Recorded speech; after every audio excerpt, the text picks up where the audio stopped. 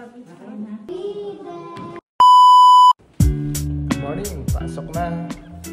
Kaya hatid namin siya. May pasok siya ngayon, Friday. So, bukas wala silang pasok. Day off ko nga pala ngayon, kahapon may pasok ako. Nakaraan. Tapos day off din ni Mrs. kahapon. Mamaya may pasok siya, alas 4 may function. Bali ano po siya, working visa at ang anak po namin ng family reunification.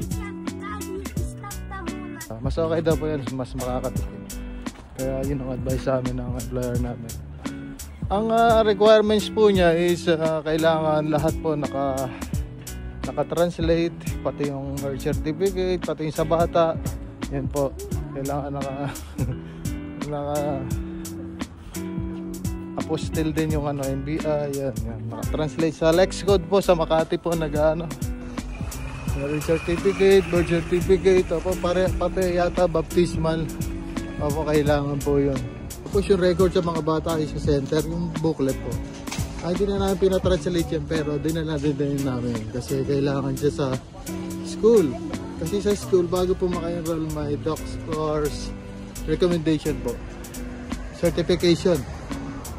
Yun po. So, hinahanap po nila po yan. Kumbaga, para meron po silang guide, diba? Para alam nila kung ano yung kulang sa bata. Kasi meron din silang eye test, hearing test. Doon po sa bago bigyan ng medical certificate po dito. Translate. Yun. Doon po. Sa SM Manila din po kami nagpa-apostil. Walk-in po, pwede doon.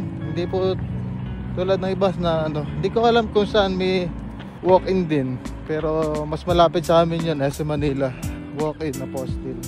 2 weeks lang makukuha na. Yun. Nalimutan ko na magkano. Basta around 250, parang ganun. Yeah, doon na rin kumuha ng passport yung sa anak namin. Malamig na naman.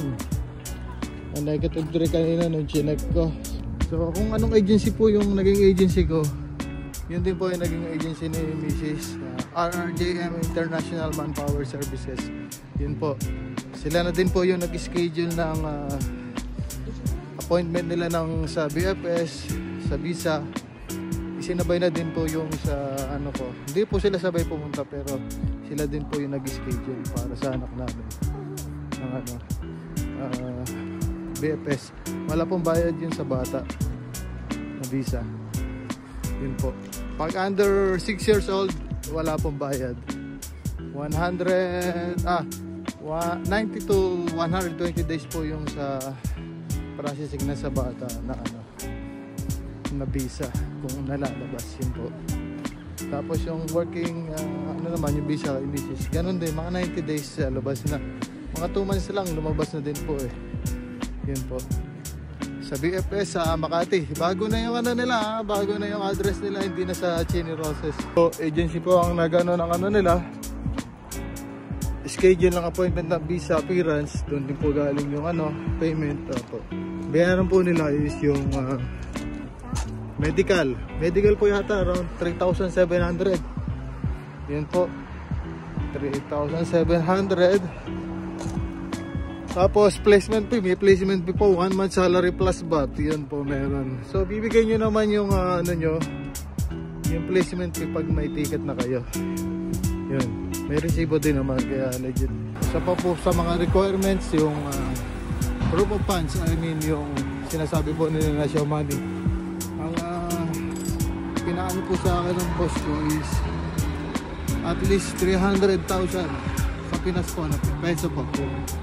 Dapat po siya nakahulog siya in 3 months. Kaya ginawa po namin 1 month hulog, 1 month hulog hanggang maka 3 months po, para hanggang makomplete po yung 300k. Yeah. Tapos po yung proof of accommodation. Yun po, galing po sa employer namin yun.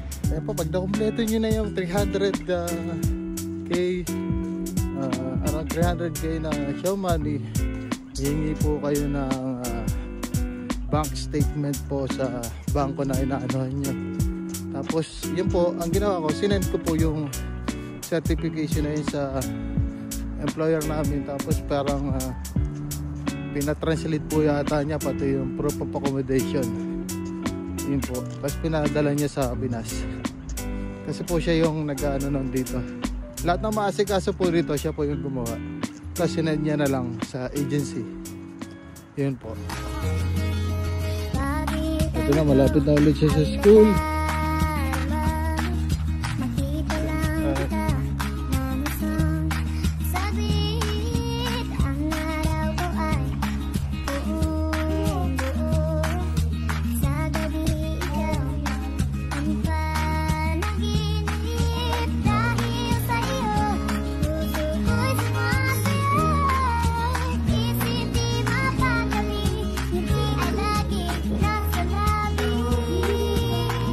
Yun, yung ticket po nila, ako po yung bumili. One way lang naman po papunta dito. Kasi bago po sila makapunta dito, nagbakasyon po ako. Kasi naka 1 year na din ako noon, so bumakasyon po ako para pagpunta ko dito, kasabay ko na po sila.